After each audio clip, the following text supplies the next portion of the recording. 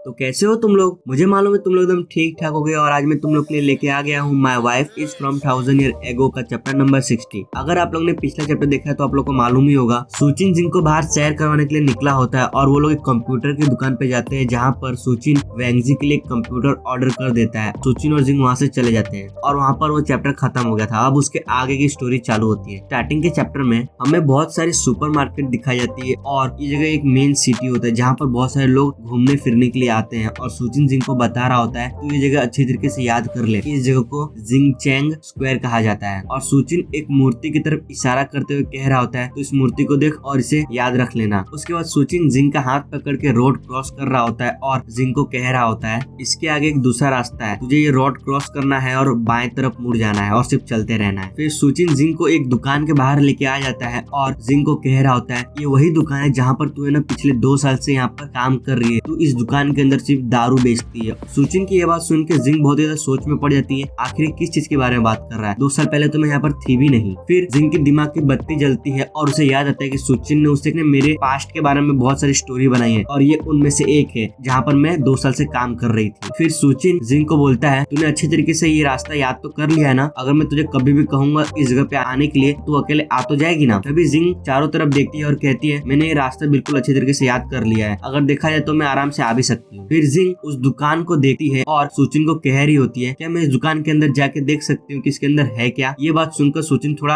अजीब सा चेहरा बना लेता है। फिर बाद में सुचिन जिंग का हाथ पकड़ के वहाँ से जाने लगता है और जिंग को कह रहा होता है तू अंदर बिल्कुल भी नहीं जा सकती और ये अच्छी बात है कि तुझे जानना है इस दुकान के अंदर होता क्या है, लेकिन ऐसी जगह पे भूल कर भी मत जाना। और सुचिन जिंग को वहाँ से लेके जा रहा होता है तो भी जिंग उस दुकान को देख के कह रही होती है ऐसा क्या है उस दुकान के अंदर जिसके अंदर मैं नहीं जा सकती। सुचिन जिंग की बात नहीं सुनता और चुपचाप उसे लेके कहीं पे जा रहा होता है और हमें सुचिन और जिंग को दिखाया था वो दोनों एक दूसरे का हाथ पकड़े हुए होते हैं और सुचिन जी को कह रहा होता है क्यों ना मैं तुझे फिर से ना बारबेक्यू होटल में लेके चलूं जहाँ पे हम लोग पिछली बार खाए थे। और जिंग ये बात सुन के कहती है हाँ ठीक है। नेक्स्ट सीन में हमें सुचिन को दिखाया था सुचिन होटल के अंदर आ जाता है और वो चिकन सेक रहा होता है। और तुम लोग को मैं बता दूं बारबेक्यू होटल एक इस टाइप का होटल है जहाँ पे तुझे चिकन मसाले सब कुछ दे दिया जाएगा और तुझे खुद से बना के खाना होता है। सुचिन सारे चिकन के टुकड़े को एक जगह पे रख देता है पकने के लिए और जिंग ये सब देख के सुचिन को कह रही होती है इससे अच्छा तो हम लोग किसी और होटल में चले जाते जहाँ पर हम लोग को बना बनाया खाना मिलता है, हम लोग इधर बनाने की जरूरत भी नहीं पड़ती। और जिंग सुचिन को कह रही होती है ये बहुत ही अजीब जगह है जहाँ पर हम लोग को खाना दे दिया जाता है और हमें खुद से बनाना पड़ता है। एक काम करना तू सारे चिकन के टुकड़े को बस यहाँ पे डाल दे और तुझे देखने की जरूरत नहीं, मैं देख लूंगी कि वो पका है कि नहीं। फिर सुचिन जिंग को बोल रहा होता है उसकी कोई जरूरत नहीं है, मैं इधर बना लूंगा, तू बस आराम से मजे कर खाना खा के। और मुझे ये बनाते हुए बहुत अच्छा लगता है क्योंकि इसमें मैं अलग अलग तरह के मसाले डाल के ट्राई कर सकता हूँ कि इसका टेस्ट कैसा है। और बस तू अपना पेट भरने के बारे में सोच, बाकी की चिंता मत कर। फिर बाद में सुचिन चिकन के टुकड़े को जिंग को दे देता है जो पक गया होता है। जिंग खाना खा रही होती है और सुचिन जिंग को बोल रहा होता है देख बाहर इतनी ज्यादा ठंडी है और हम लोग इधर अंदर बैठ के गरम गरम चिकन पका के खा रहे हैं, ये कितनी अच्छी चीज है कि नहीं। और हम लोग अपनी जिंदगी को कितनी अच्छी तरीके से एंजॉय कर रहे हैं, बिल्कुल उसी तरीके से जिस तरीके से हम दोनों एक दूसरे का हाथ पकड़ के रखो, कितना अलग एक्सपीरियंस है। सुचिन और भी ज्यादा खाना बनाने लगता है और जिंग को कह रहा होता है इस जगह पे ये एक अच्छी बात है कि हम लोग का पेट भरने के बाद भी हम लोग थकते नहीं है खाना बनाते समय। फिर बाद में जिंग खाना खा के अपने बर्तन को टेबल पे रख देती है और सुचिन जिंग से पूछ रहा होता है क्या हुआ तेरा पेट इतनी जल्दी भर गया। और जिंग अपने पेट पे हाथ रख के कह रही होती है मैं और ज्यादा नहीं खा सकती। फिर हमें जिंग को दिखाया था जिंग बहुत ही प्यारा सा चेहरा बना के सुचिन को कह रही होती है क्या मैं केक खा सकती हूँ। और यहाँ पर जिंग छोटे बच्चे की तरह खाना मांग रही होती है। जिंग को ऐसा कहते हुए सुचिन बहुत ज्यादा खुश हो जाता है, वो अपनी जगह से उठ जाता है और कह रहा होता है मैं जल्दी तेरे लिए केक लेके आता हूँ। और वो भागते भागते फटाफट जा रहा होता है केक लेने के लिए और पीछे जिंग कहती है आराम से जा, इतनी जल्दी क्या है, और मैं अपने आप भी लेके आ सकती थी। नेक्स्ट सीन में सुचिन जिंग के लिए 2 केक लेके आ गया होता है और जिंग वो केक खा रही होती है। जिंग केक खाते हुए अपने मन में कह रही होती है सुचिन ने जैसा कहा हमें अपनी जिंदगी को एंजॉय करना चाहिए। नेक्स्ट सीन में सुचिन एक जगह पे देख रहा होता है और जिंग वहाँ पे खाना खा रही होती है और सुचिन की नजर एक चीज पे पड़ती है। फिर बाद में हमें वो चीज दिखाई जाती है जहाँ पर लिखा रहता है अगर तुम लोग के प्लेट में कुछ भी चीज नहीं बचा है और तुम लोग ने वो सारी की सारी चीजें खा ली जो हम लोग ने दी है तो तुम लोग इन चीजों में से कोई भी एक चीज लेके जा सकते हो। और सुचिन जिंग को कह रहा होता है क्या तुझे उन चीजों में से कोई चीज चाहिए क्या। और ये होटल का एक नया ऑफर है, अगर हम लोग अपने प्लेट के सारे खाने को खत्म कर देते हैं तो हम लोग इन चीजों में से कोई भी एक चीज फ्री में ले जा सकते हैं अपने घर पे। और ये कितने अच्छे हैं, जरा ध्यान से देख, तुझे इनमें से कोई एक चीज चाहिए तो ले ले। जिंग वो सब टेडी बियर को देख के बहुत ज्यादा खुश लग रही होती है, कह रही होती है कितना अच्छा ऑफर है। और सुचिन वहाँ पर बैठ के अपने मन में देख रहा होता है किस तरीके से जिंग एक टेडी बियर को गले लगा कर रखे और कितनी प्यारी दिख रही है। और सुचिन अपने मन में कह रहा होता है चाहे 1200 साल की लड़की हो या इस जमाने की लड़की हो, कोई भी लड़की इतने प्यारे से टेडी बियर को मना नहीं कर सकती। फिर में सुचिन और जिंग उस टेडी बियर के पास पास आ जाते हैं और जिंग उन सबको ध्यान से देख रही होती है और सुचिन बाजू में खड़े होकर हंसते हुए जिंग को कह रहा होता है, सच में लड़की लोग प्यारी चीज को बहुत ज्यादा पसंद करते हैं, हमारे पास बहुत टाइम है, तू आराम से इनमें से कोई भी एक चीज को चुन सकती है। फिर हमें जिंग को दिखाया था, जिंग बहुत ज्यादा अजीब सा चेहरा बना लेती है और कह रही होती है, तूने अभी भी कहा था तो फ्री में मिल रहा है तो मैं तो इसे पसंद करूंगी ना। नेक्स्ट सीन में जिंग एक ऑरेंज करके टेडी बियर को चुन लेती है और कह रही होती है, मैं ये टेडी बियर लूंगी। और हमें सुचिन के बिल्ले को दिखाया जाता है, जिंग कह रही होती है क्योंकि इसका कलर बिल्कुल तेरे बिल्ले जैसा है। फिर बाद में सुचिन और जिंग उस होटल से बाहर निकल रहे होते हैं और जिंग ने वो टेडी बियर आखिरकार ले लिया होता है। फिर बाद में जिंग उस टेडी बियर को गले लगाकर सुचिन से पूछ रही होती है,